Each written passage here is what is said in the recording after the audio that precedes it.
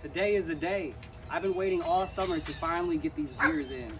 I've built everything else around this bike, from the engine to the carburetor to the transmission, for months just to get to this point today. So here are the gears in my hand. We have the secondary performance gear 49 tooth, and my local shop, which you're seeing in that thumbnail, was cool enough to sell me a brand new primary gear. So I didn't have to rip apart my bike to get to that primary gear. I have them in my hand right here, and if I don't like it, knock on wood, I can switch back to it. But here they are. So I'm not going to do a step-by-step. This is how you do it, because it's just, it's a little lengthy. But yeah, we're just going to get right into it. I got to rip apart the rear end right here, slide the gears in, but let's get started. All right, the oil is drained out, good to go. Excuse the trash can, we're doing what we do. But look at this. So I had this gear oil in here the whole time, and there is no metal shavings.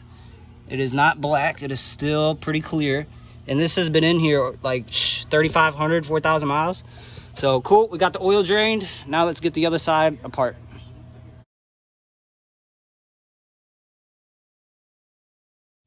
All right, sweet, check it out. Look, here it is. They're out. So that took a lot of time, because I had to take apart everything. I had to take off the wheel, I had to take off the muffler, I had to take off the brake cable. I thought I could get away if not ripping apart the transmission, but yeah, you got to rip apart the transmission to get in there, because there is, how many bolts? There is 1, 2, 3 bolts in the inside of this transmission behind the clutch to get this gearbox out. So, all right, these are the stock gears we're looking at right here. And I've never opened this thing up since I got this bike. And I'll tell you what, there is no shredding of the gears. There is no metal flakes. The oil looks good. Everything looks good, man. The only thing that I forgot is which way these slides, these little, I forgot which way these go, but that's no problem to figure out. But here we are. All right, the gear's up there. There he is. Look, he dyed his hair black, but he's doing good. He's doing truck drivers, not the skate park. That's aside from what we're doing, but he's got it going on. So yeah, anyways, we're gonna put those gears in here and see what's going on. All right, so this is just a good thing to do. This is Lucas Assembly Lube. Anytime you're putting anything together that has metal and metal contact, you're going to want to lube it up. That way when it starts up, it's not grinding metal and metal. Because when you put new oil in there, it's not gonna be surrounded on the gear. So Lucas, really good stuff. I still recommend this. All right, we got the gears in the box, but I gotta say they're pretty loud actually. Can you hear that? Like, I got the assembly lube on there, but I heard somewhere on the internet that gears can be loud, but looks like I got everything in there right. You got that one, connected to that one, connected to that one. Everything is in there. We're gonna give it a little bit of loving right there. Spin that up. I mean, it feels smooth, it feels good, so. All right, gears are in there. We're gonna put everything back together, man. Here we go.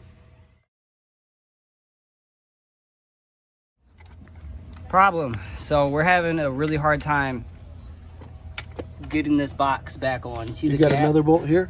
Yeah, see all the bolts over here, Brian?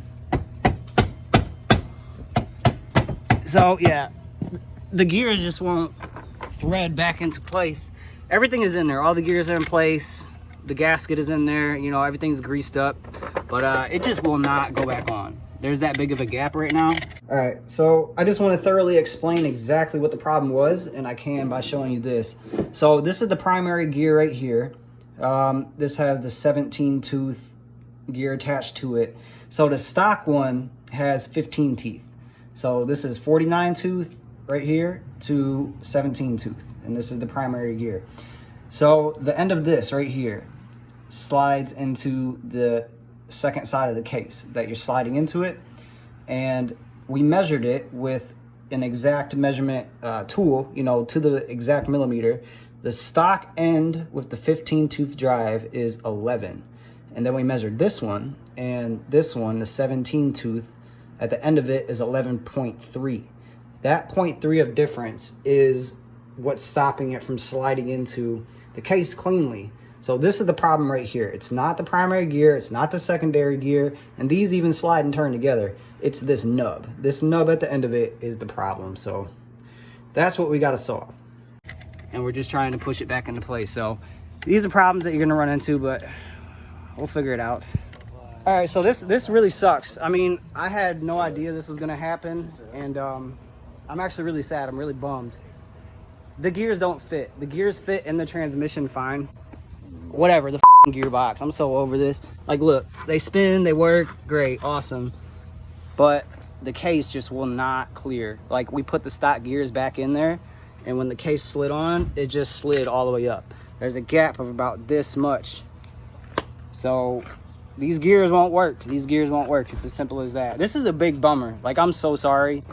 I worked all summer for this. You know, I built this bike with the intention of hitting 55 miles per hour with gears, because nobody gears these bikes, right?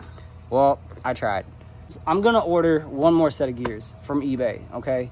I'm gonna order a 49 to 17 drive, because this dude took them out of his bike for a reason. I think this is the reason. But his had markings on it, like he actually used them. So it's sad, but we're gonna put this back together. Stock gears, nothing's gonna change. Sorry about this, but we'll fix it. We'll fix it. So until next time, there will be a next time. This is not done. Peace.